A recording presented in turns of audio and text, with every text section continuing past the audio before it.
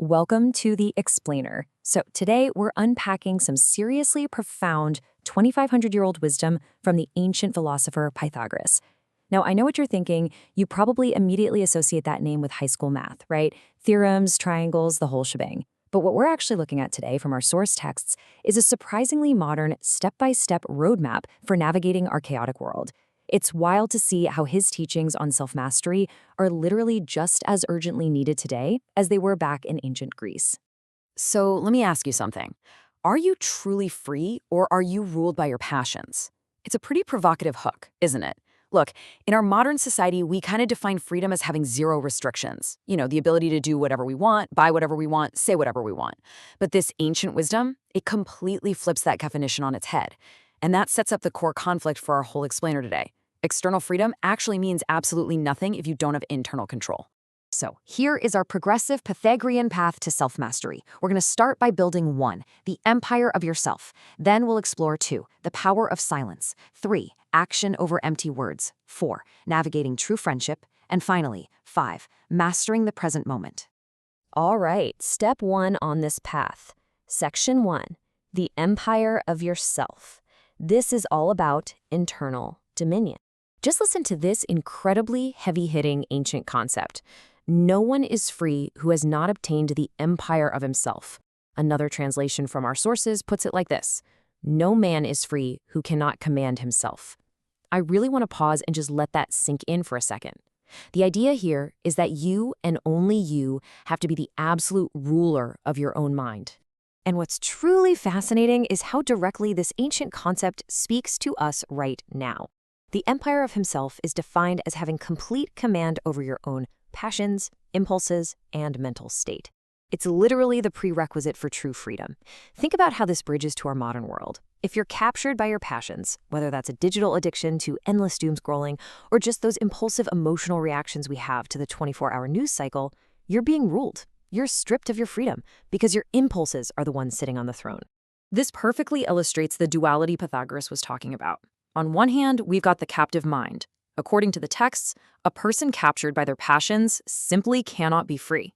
They're basically living in this ongoing state of madness and drunkenness. Contrast that with the free mind. Pythagoras noted that sobriety is the absolute strength of the soul because it keeps your reason completely unclouded by passion. So it's this stark choice, right? Total chaos on one side and unbreakable self-command on the other. Moving right along up the mountain to section 2, the power of silence. This shifts our focus to how we express ourselves to the world. Be silent, or let thy words be worth more than silence. Wow, that is such a profound metric for speaking.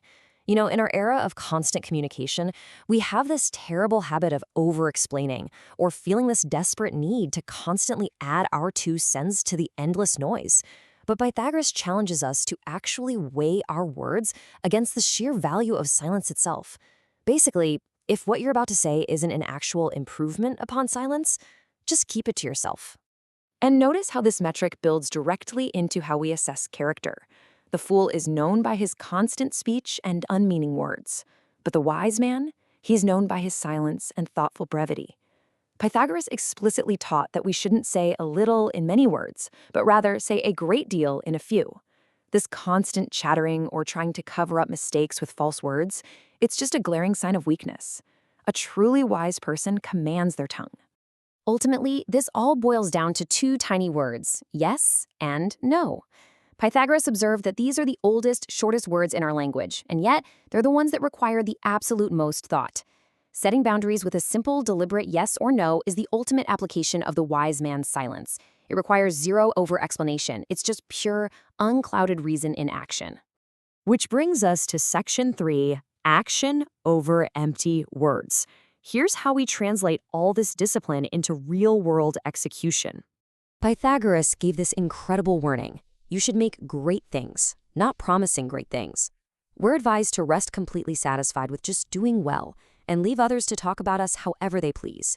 Be totally indifferent to both blame and praise. Let everyone else do the talking. Let them make all those grand promises. Your focus? It needs to remain fiercely on quiet, effective execution. But what happens when our actions get completely derailed by anger? Well, Pythagoras breaks it down like this. It begins with folly, a total loss of that unclouded reason we were just talking about. That loss of reason leads directly to destructive speech and thoughtless deeds. And the result? Inevitable repentance. You're always going to regret it. Because of this cycle, Pythagoras advised that the second we feel enraged, we have to completely refrain from both speech and action to avoid doing something we'll immediately want to take back. So instead of anger, we really need to focus on productive momentum. Concerns should drive us into action and not into depression. This ancient wisdom fully recognizes that we're going to face problems. But rather than letting our modern anxieties and concerns paralyze us or letting them sink us into despair, we have to use that energy as fuel. Let your concern be the exact thing that gets you up and forces you to take disciplined action. Next up on the path is Section 4, Navigating True Friendship. Let's talk about human relationships. This next quote completely redefines true loyalty. A blow from your friend is better than a kiss from your enemy. Think about that for a second. An enemy will flatter you. They'll give you a kiss of empty praise just to watch you fail. But a real friend?